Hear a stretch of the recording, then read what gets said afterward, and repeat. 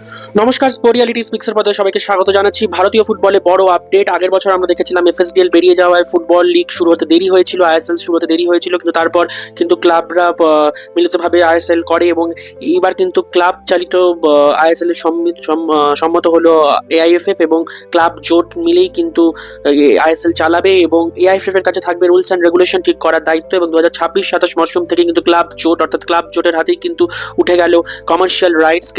ক্লাবগুলোই কিন্তু আইএসএল এর আয়োজন করবে।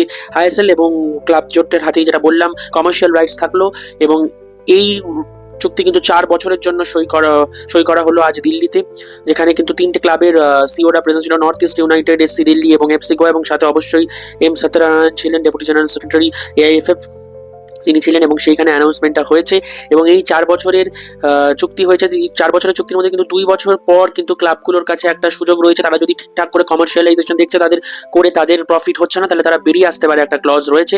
এবং প্রতি বছরে কিন্তু 1,10,00,000 করে আইএসএল ক্লাবগুলো দেবে এআইএফএফ কে। তাই জন্য এআইএফএফ কে এবার যদি 15টা ক্লাব খেলে, ডায়মন্ড হারবার এফসি কে ধরেই যেহেতু খেলা হবে, 15টা ক্লাব যদি খেলে তাহলে কিন্তু এএফএফ এর কাছে 15,40,00,000 কিন্তু বছরে আসবে। এবং এইটা কিন্তু 5 লাখ করে বাড়বে প্রতি বছর। 1,10,00,000 থেকে 1,15,00,000 হবে, তারপর 20 লাখ, তারপর 25 লাখ হবে।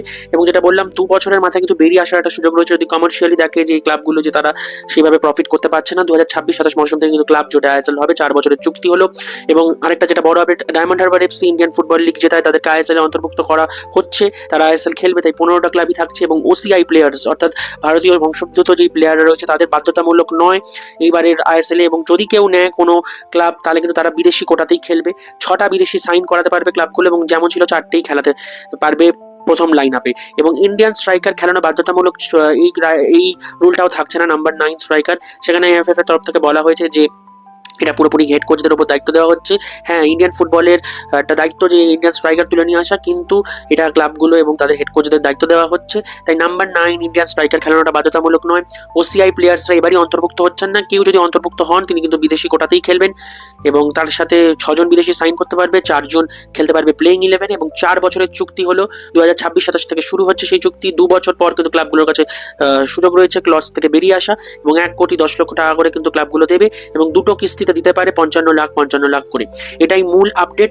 আইএসএল কিন্তু ক্লাবগুলো পরিচালনা করবে, ক্লাব জোটেই সম্মতি দিল কিন্তু এআইএফএফ। এই বছর 2026-27 থেকেই কিন্তু বড় আপডেট, আইএসএল চালাবে ক্লাব জোট।